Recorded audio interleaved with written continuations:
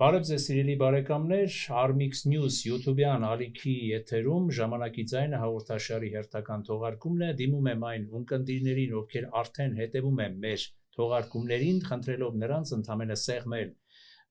զանգակոճակը եւ բաժանորդագրվել Armix News YouTube-յան ալիքին եւ հայտնում եմ իմ շնորհակալությունը կանխավ։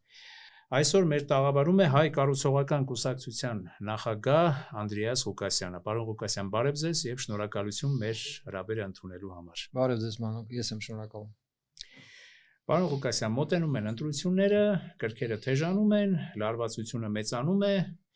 Բնականաբար, որպես քաղաքական ուժի ղեկավար, այսօր ուզում եմ ճշտել ձեր մոտեցումները այս ընտրությունների վերաբերյալ, գոնե նախնական, հետո ինչ իմանաս կարող է, չէ, ինչ որ մի բան փոխվել, ինչ որ մի ոչ թե խորքային մոտեցում, այսպես ասեմ, այլ ինչ որ տակտիկական թեկուզ մոտեցում ընտրությունների հետ կապված եւ նաեւ փորձենք այս ընտրությունները ներքաղաքական մեր իրողությունները փոխկապակցել արտաքին քաղաքական զարգացումների հետ։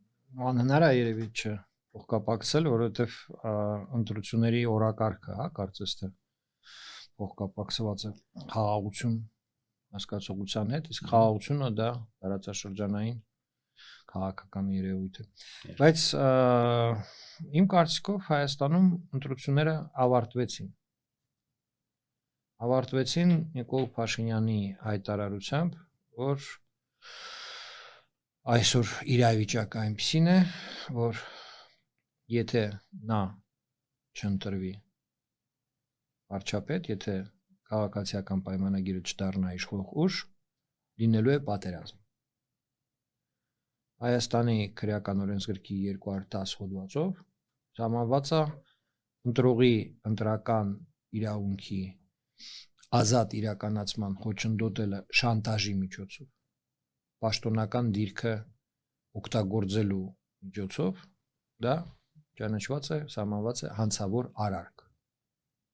Հիմա ինձ խնդրում եմ ասեք, այդ հայտարարությունը պարունակում է հանցակազմ։ Նկատի ունեք, որ եթե չընտրվեմ, կլինի պատերազմ, դա նկատի ունեք։ Այո, ասում է, որ եթե չքվեարկեն իրեն, ապա կլինի պատերազմ։ Իրենք ասում են, որ իրենց քաղաքական ուժի ընդամենը տեսակետը փոխանցելով կարող եմ ասել, որ մենք ուղղակի նախազգուշացնում ենք վերջին քաղաքական բանավեճի ընթացքում էլ ես տեսա իրենց դեմքերից մեկի տեսակետը, որ օգոստոսի 8-ին այնպիսի բարդ քաղաքական նախագիծ ենք մենք իրականացրել Ամերիկայի Միացյալ Նահանգների, այսպես ասած, խավորությամբ։ Այդ սա հասկանալի է, բայց որ եթե վերադառնանք կետ փոխվի, պարոն Ղուկասյան, կարող է լինել պատերազմ, ինչ կարծիք եք այդ մասին։ Ես ընթերցեցի մեջբերում քրեական օրենսգրքից։ Այո։ Բառացիորեն կարդացի հոդված, 210 հոդվածի բովանդակություն։ Այսինքն գտնում եք, որ դա քրեական բաժելի է ձեզ։ Երբ որ շանտաժի միջոցով, իսկ շանտաժը ո՞նց է լինում։ Էլ ո՞նց է լինում շանտաժը։ Շանտաժ հասկացողությունը ի՞նչ է։ Իրենք ասում են, դա նախազգուշացում ենք։ Իրենք են տենց ասում։ Հա։ Եթե իրենք այդպես են ասում եւ մենք այդպես համարենք, ուրեմն շանտաժ հասկացողություն գոյություն չունի։ Որովհետեւ ցանկացած շանտաժանողը կարող է ասել, որ սա կարծիք եմ հնչեցնում, բան, չէ՞։ Պես չի։ Պես է։ Դուրս գալիս։ Այսինքն արտահայտությունը, եթե ինձ չընտրեք, լինելու է պատերազմ, դա շանտաժի հասկացողության, հա, այդ բովանդակությանը համապատասխանող արարք է։ Նման բան արտահայտել, նման միտք արտահայտել, որը արտահայտում է վարչապետ, չէ՞։ Ոչ թե ինչ որ հասարակական գործիչ, քաղաքական գործիչ, փորձագետ կարար ասել, չէ, եթե չընտրեք Փաշինյանին, լինելու է պատերազմ։ Դա ասում է պաշտոնյա, ընդ որում կառավարության ղեկավար։ Եվ արդյունքը դրված է, այդ ինչի է ասվում, դա ասվում է նրա համար, չէ, որպեսզի խոչընդոտել ընտրական իրավունքի ազատ իրականացման։ Երբ որ պայման է դրվում կամ ինձ քվեարկեք կամ պատերազմ, դա խոչընդոտում, դրանով խոչընդոտվում է, չէ, ազատ ընտրական իրավունքի իրականացում։ ազատ չի արդեն ընտրական իրավունքը, այսինքն այդ դեպքում ընտրությունները այլթեն պետք չեն։ Ինչի մասին են ընտրությունները, որտեղ որ հանրությանը դնում են ընտրության առջև, ընդ որում պաշտոնապես ու ամենաբարձր մակարդակով։ Ո՞լ է մի հատ էլ համալրում են, որ ասում են հենց այնպես չասեցինք, հիմքեր ունենք այդպես մտածելու, որովհետև կետեր, եթե փոխվեց, չգիտեմ ինչ, արվեց եւ այլն մանրամասնում են եւ մյուսը։ Այսինքն ընտրությունները դրանով ավարտվում են։ Արդեն մնացած գործընթացը ընտրություն չի։ Երբ որ ընտրություն նշանակում է ընտրել, այսինքն կամ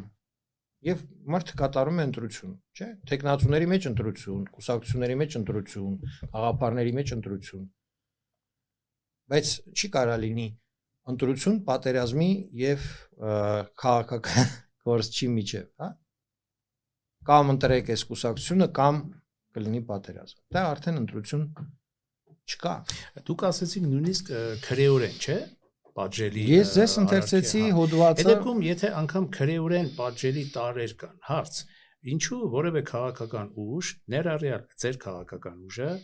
պաշտոնապես դատի չի տալիս Նիկոլ Փաշինյանին։ Մեր կուսակցության դիրքորոշումը մենք հայտնել ենք, ես բազմաթիվ անգամ հրապարակային դա ասել եմ, որ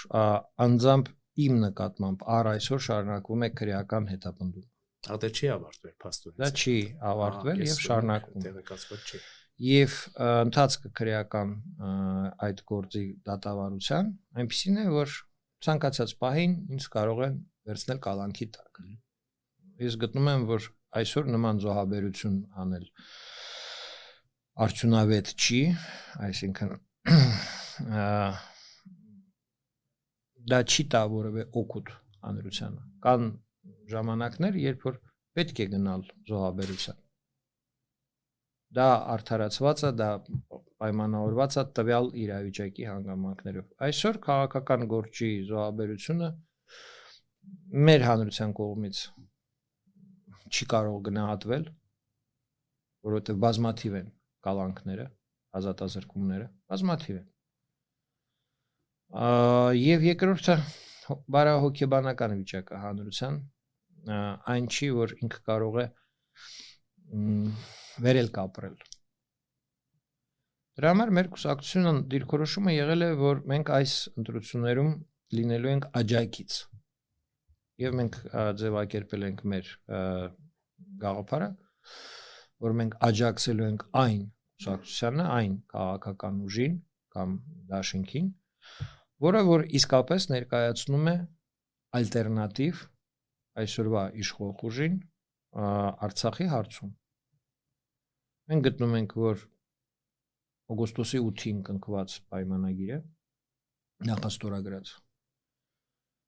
անարդար պայմանագիր։ Ինչով։ Որովհետև ինքը չի լուծում Արցախի հարցը։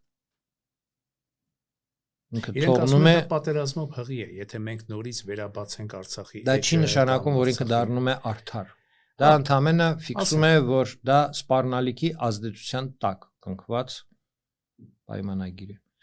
Երկրորդը այդ պայմանագիրը պարունակում է իրավական տեսակետից առաջինչ կետ։ Պայմանը, որ Հայաստանը եւ Ադրբեջանը հետ կվերցնեն հայցերը դատարանից, միջազգային դատարանից, այն մասով, որով որ Հայաստանի հայցը վերաբերվում է Արցախում էթնիկ զտմանը, առաջինչ է։ Հայաստանը նման պայման եւ առհասարակ միջազգային պայմանագիր նման պայման պարունակել չի կարող։ Որտեւ էթնիկ զտումը դա մարդկության դեմ հանցագործություն է եւ չի կարող լինել պայմանագիր, որը որ թույլ է տալիս մարդկության դեմ հանցագործությունը թողնել անհետևանք։ Դա կնհայտ է։ Իսկ միջազգային իրավունքի մեջ նման պայմանագրերը, նման կետերը պայմանագրային առաջինչ է։ Առհասարակ խաղաղության պայմանագրերը արժեք են միջազգային իրավունքի դաշտում, իրենցից ներկայացնում։ Բայց այդ պայմանագրերը չեն կարող պարունակել առաջինչ կետեր, որոնք որ քողարկում են կամ նպատակ ունեն շրջանցել պատասխանատվությունը մարդկության դեմ կատարված հանցագործությունների համար։ Դա էլ իմ կարծիքով ակնհայտ է։ Մենք գտնում ենք, որ արդար պայմանագիրը կլիներ այն, եթե եւ Հայաստանը եւ Ադրբեջանը համաձայնվեին Արցախի հարցը հանձնել միջազգային դատարան պայմանագրով եւ տևական բանակցությունների ընթացքում, որ դատական հայցերը հենց երկուստեք թե Ադրբեջանը թե Հայաստանը հետ են վերցնել։ Նոր ասացի, որ առ ոչինչ է այդ կետը Արցախին վերաբերող մասով։ Միգուցե այլ հայցերով նման կետ որպես կանոն լինում է խաղաղության պայմանագրի ժամանակ կողմերը հետ են վերցնում հայցերը, բայց իրենք չեն կարող վերցնել հայց դատարանից հետ, որը վերաբերվում է հանցագործություններին։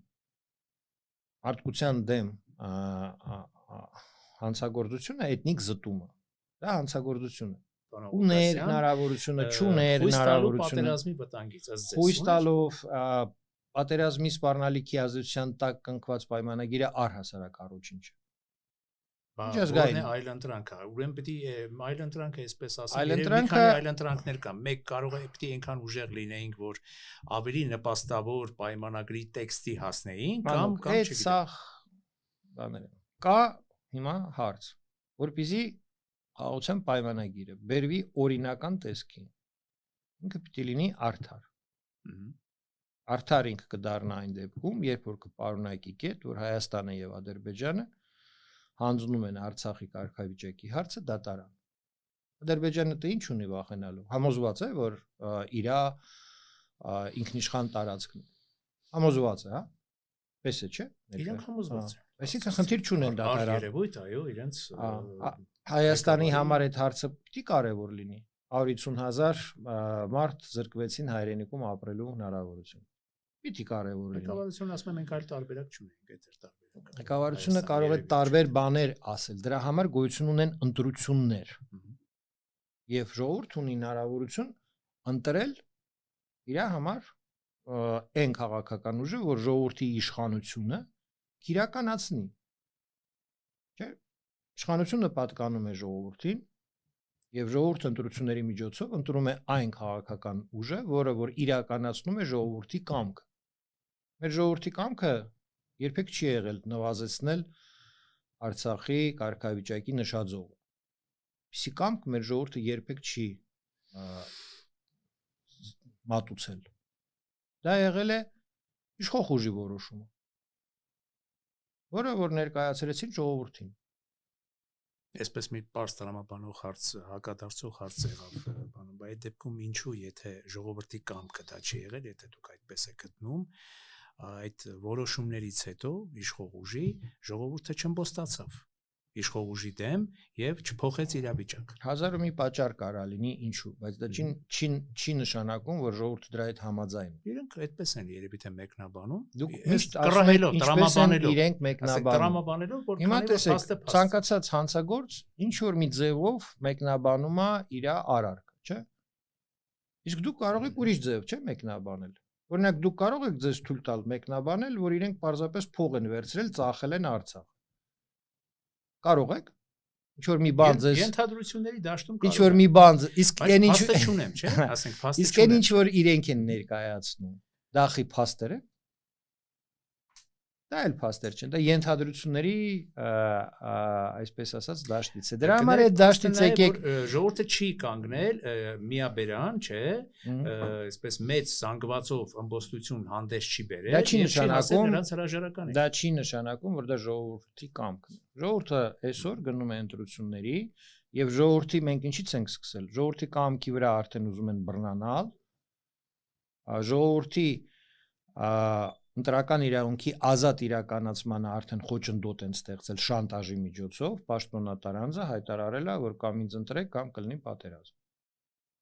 Ինչի մեջ ըստ քրեական օրենսգրքի ակնհայտորեն կա այդ արտահայտության մեջ հանցակազմի հատկանիշներ։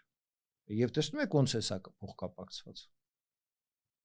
Դրա համար եկեք կողք դնենք այդ արգումենտը, որ եթե ժողովուրդը չի ըմբոստացել, դա նշանակում է, որ դա ժողովրդի կամքի արտահայտություններ, նշաձողը իջացնելու որոշումը։ Նշաձողը իջացնելու որոշումը ակնհայտ է չի եղել նախընտրական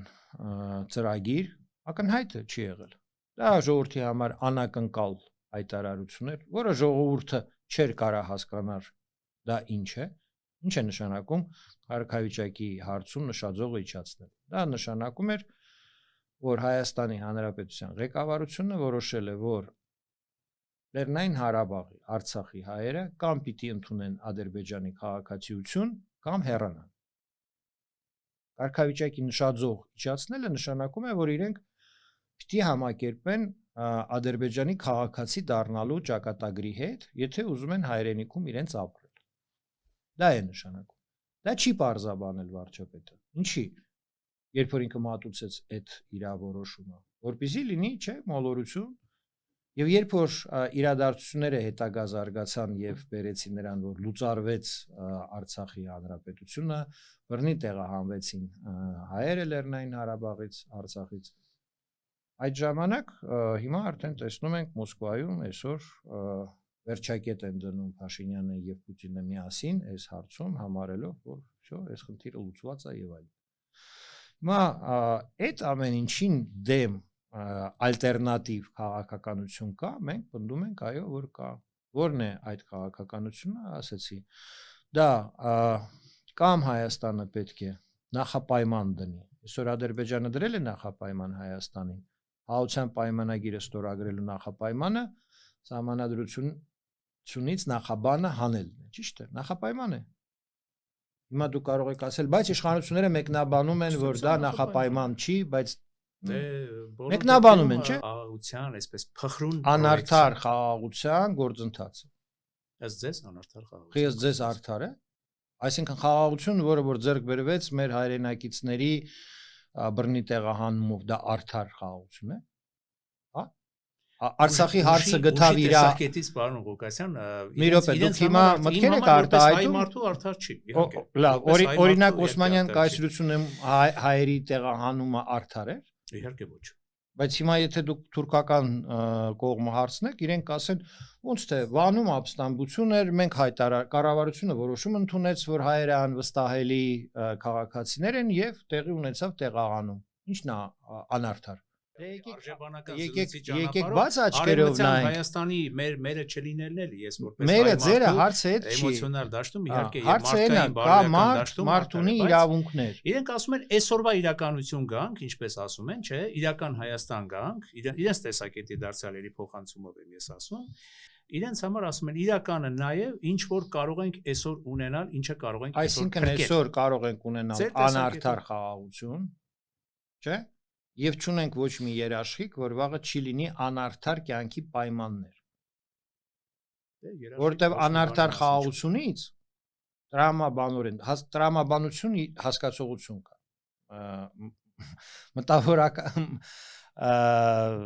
Մտավորական կարողությունների դրսևորում, լոգիկա։ Գոյություն ունի, չէ՞, լոգիկա, բնության մեջ առհասարակ։ Եվ ցանկացած ենթադրենք երևույթ կամ միտք կարելի է քրիտիկական վերլուծության ենթադրել տրամաբանության տեսակետից։ Տրամաբանորեն է սա, թե անտրամաբանորեն։ Հիմա տրամաբանորեն է ենթադրել, որ անարդար խաղաղությունից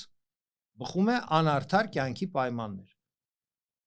Արցախցիների մասով ակնհայտ է, չէ՞, անարդար է արդեն իրենց կյանքի պայմանները։ Լավ, թողնենք արցախցիներին որպես ինչ որ տուժած կողմ, մեր հերու բարեկամներն են Հայաստանի քաղաքացիները։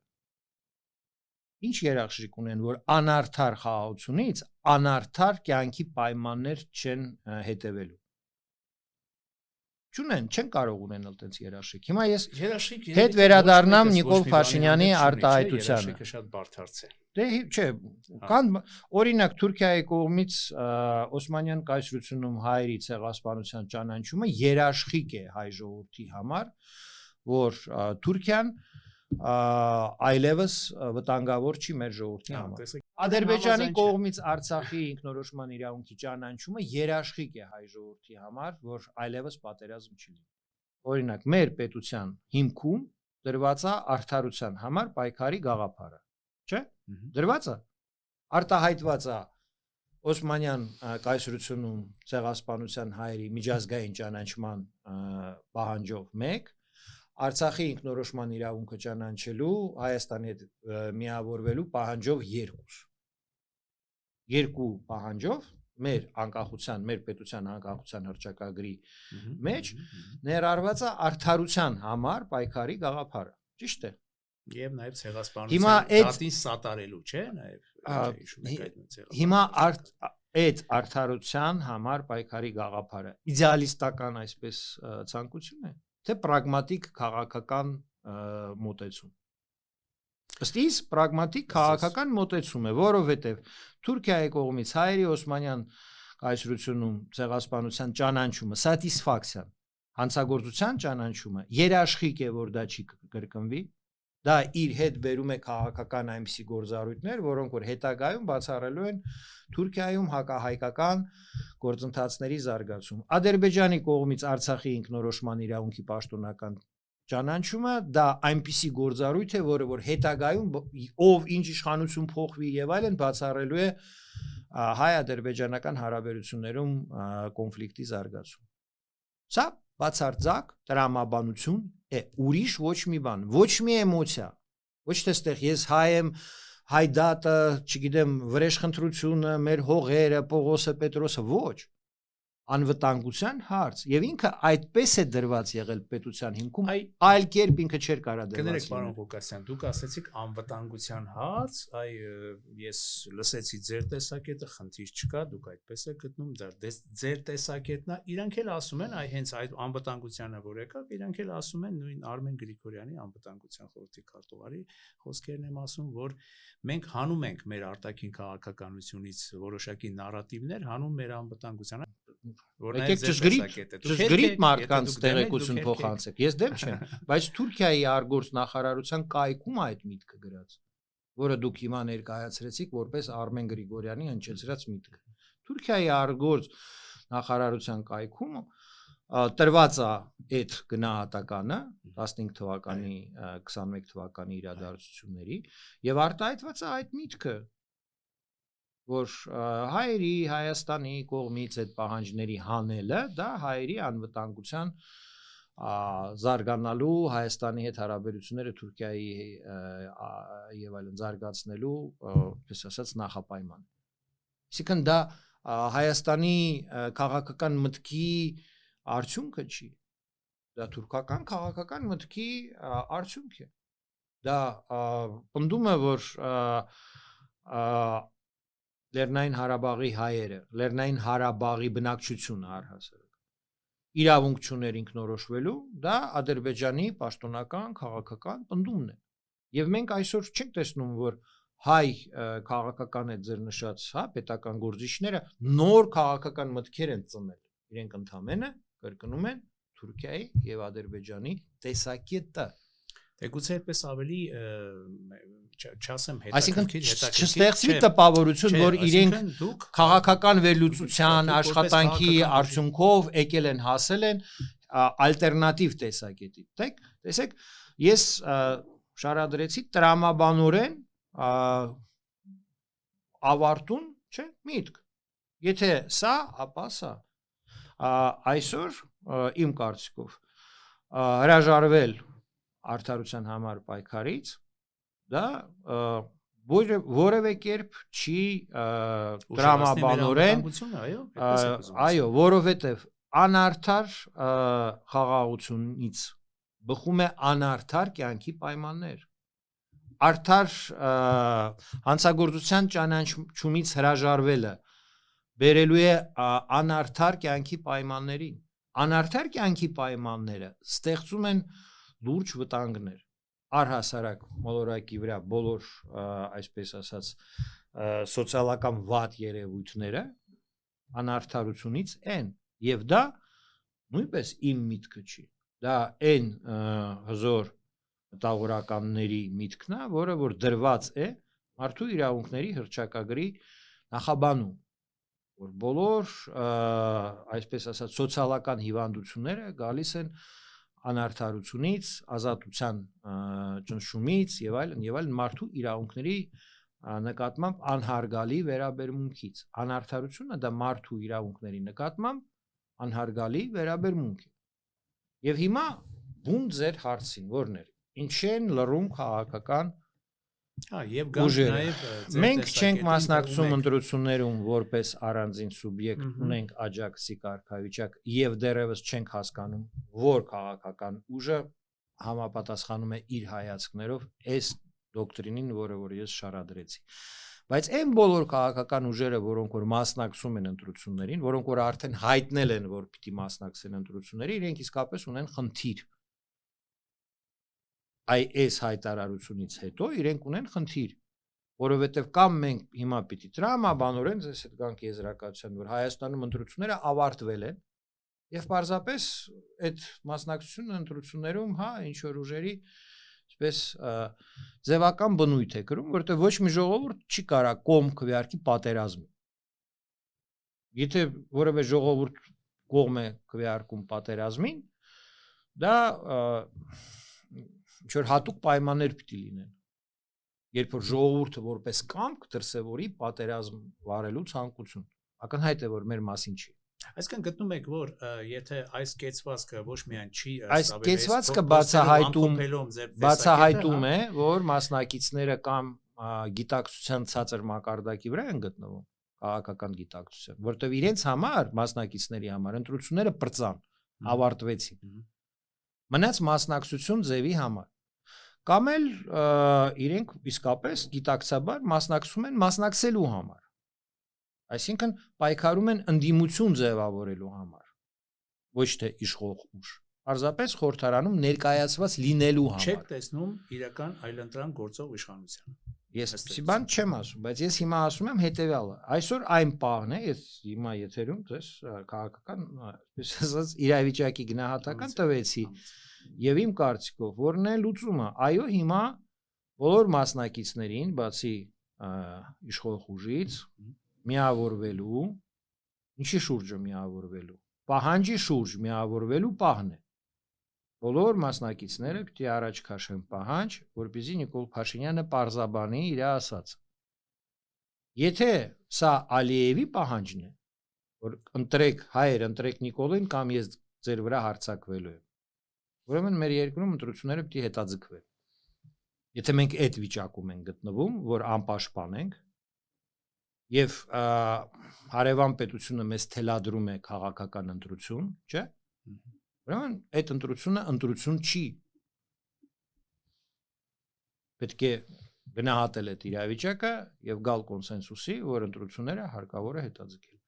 Եթե սա պարզապես Նիկոլ Փաշինյանի կողմից այսպես մանիպուլյացիա է, շանտաժ ձայներ հավաքելու համար, աղաբեկելու, սա 210 հոդված եւ սա արգելք է Փաշինյանին ընտրություններում մասնակցելու, ինչը բխում է բոլոր մասնակիցների շահերից, չէ՞։ Եվ սա այս միավորման, այսպես ասած, առիթը ստեղծել է Նիկոլ Փաշինյանը, պահանջը ակնհայտ է, որ Նիկոլ Փաշինյանը պարզաբանի իր ասածը, որն է։ Եվ եթե իսկապես երկրին կա սպառնալիք, մտցնի ռազմական դրություն։ Իսկ եթե սպառնալիք չկա երկրին, ուրեմն կենտրոնական ընտրական հանձնաժողովը չպիտի իրեն գրանցի որպես տեխնացու, երկրի գլխավոր դատախազը պիտի նախաձեռնի համապատասխան վարույթ, որպեսզի ստուգի անցակազմ կա Փաշինյանի ասացի հետ, այսինքն դիտավորությամբ միտումնավոր էր ինքը այսպիսի միտք արտահայտում աղաբեկելու համար ընտրողներին, թե ոչ։ Այդտեղ արդեն մարդիկ կարան գնան իրենց այդ մեկնաբանությունները ներկայացնեն, իրենց իրավունքն է, պաշտպանեն իրենց տեսակետը եւ այլն, բայց քաղաքական գործընթացը այսպես չի կարող շարունակվի։ Եթե այս վերջնագրին, այս բոլոր մասնակիցների հավաքական վերջնագրին իշխանությունները չենթարկվեն եւ բանուտեղ չդնեն, այստեղ արդեն հաջորդ քայլը համազգային գործադուլ։ Մենք ունենք ապրիլի 24-ը առջևում, հասկանալի է, որ մինչև ապրիլի 24-ը համազգային գործադուլը դա այն գործիքն է, որը որ կամ կստիպի Նիկոլ Փաշինյանին թքածը լիզել, բարի բուն իմաստով, կամ ընդունել պատասխանատու որոշում, որ Հայաստանը ոչ թե խաղաղության մեջ է գտնվում հիմա, այլ պատերազմի սպառնալիք կա, եւ պետք է դրան համապատասխան երկրում ունենալ դրան համապատասխան դրություն, որտեվ այն երկիրը, որը որ պատերազմի սպառնալիքի տակ է ապրում, ինքը պիտի պատրաստվի դիմադրությանը, ճշնամու հարձակմանը, քաղաքացիական պաշտպանություն ուժեղացնի, բանակ ուժեղացնի եւ այլն։ Դե ընտրությունները Սահմանադրությամբ նման դեպքերում հետաձգվում են, մինչև չհաղթահարվի այս վիճակը։ Այդպես է ասում մեր սահմանադրությունը։ Եվ այդպես է ասում տրամաբանությունը։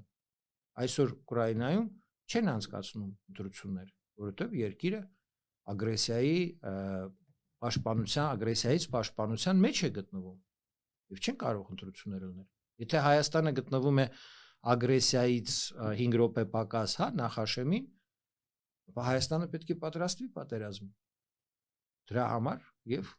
կատարվում են համապատասխան գործողություններ, ընտրություններ չեն կարող լինել։ Այսօր այս դրությունն է, եթե մասնակիցները չեն գնում նման գնահատական տալիս, չեն գնում միավորման, չեն ուզում շտկել ընտրությունների գործընթացը, ուրեմն ես եւ դուք կարող ենք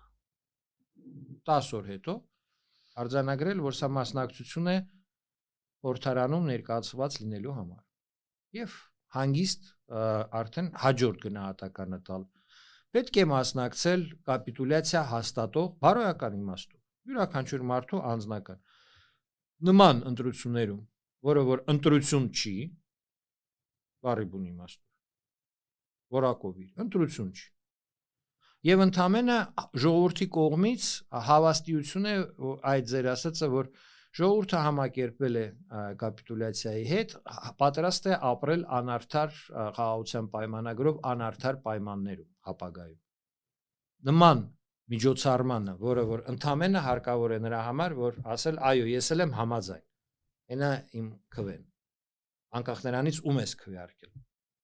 Նման միջոցառմանը պետք է մասնակցել։ Բարոյական տեսակետից, որևէ պատասխանատու, բարոյական մարդ, ինչի պիտի ստորագրի Նիկոլ Փաշինյանի որոշման տակ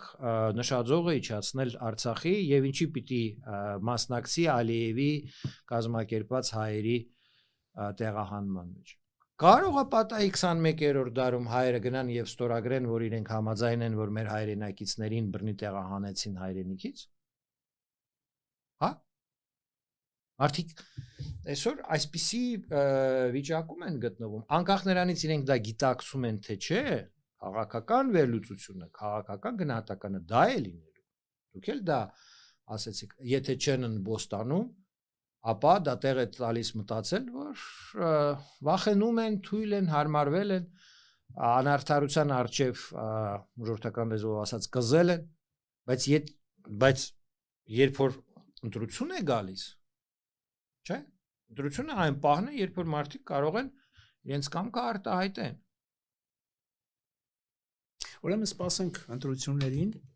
Ուրեմն սպասենք ընտրություններին եւ դե իմ կարծիքով ոչ թե ընտրություններից սպասենք, այլ սպասենք հիմա ես կոչ եմ անում բոլոր մասնակիցներին այս բարձրացրած հարցին տալ պատասխան։ Եւ կան լիդերներ, կան լիդեր կուսակցություններ, որոնք արշավներ են անում արդեն եւ այլն։ Բոլորին եմ կոչ անում միավորվել, տալ գնահատական Նիկոլ Փաշինյանի ասածին, եւ մենք պատրաստ ենք դրան աջակցել։ Մենք պատրաստ ենք այս ծրագրին աջակցել, որը որ ասեցի, մենք իրավունք չունենք Հայաստանում թույլ տալ իրավիճակ, որ վաղը որևէ մեկը ասի հայ ժողովուրդը ստորագրել է հայերի սպանության, հայերի բռնի տեղահանման, հայերի հայրենիքազրկման գործընթացին, որտեղ մարդ, որը որ նման բան արել է, ինքը ստորագրում է համաձայնությունը, որ իր հետ էլ տենց անեն։ Դա էլ է պարզ տրամաբանություն, չէ՞։ Շնորհակալություն պարոն Ղուկասյան, ամեն դեպքում մեր հայրենիքի համար, մեր երկրի համար սպասենք դրական զարգացումների, քանի որ այսօր եթերը լցվեց բոլոր դեպքերում ձեր տեսակետների արտահայտման, թող ինչպես ասում են մեր ունկնդիրները դեռ այսքանը կարողանան յուրացնել, մյուս անգամ եթե հանդիպենք, խոսենք ավելի շատ նաև փոխկապակցել դերքին եւ արտաքին քաղաքականություն։ Ուժերը կձևավորեն պատասխանատու մոտեցում եւ այս բոլոր հարցերին արժանի արձագանք կտա։ Սպասենք զարգացումների, տեսնենք բոլոր դեպքերում։ Շնորհակալություն։ Ես եմ շնորհակալ։ Armix News YouTube-յան ալիքի եթերում ժամանակի ձայնը հաղորդաշարի հերթական թողարկումն էր, մեր տաղավարում էր հայ կառուցողական կուսակցության նախագահ Անդրեաս Ղուկասյանը, Դիմում եմ մեր այն ունկնդիրներին, ովքեր դեռ չեն հասցրել բաժանորդագրվել Armix News YouTube-յան ալիքին, խնդրում եմ նրանց սեղմել զանգակ կոճակը եւ բաժանորդագրվել Armix News YouTube-յան ալիքին, սիրելի բարեկամներ։ Այսօր այսքանը, կհանդիպենք։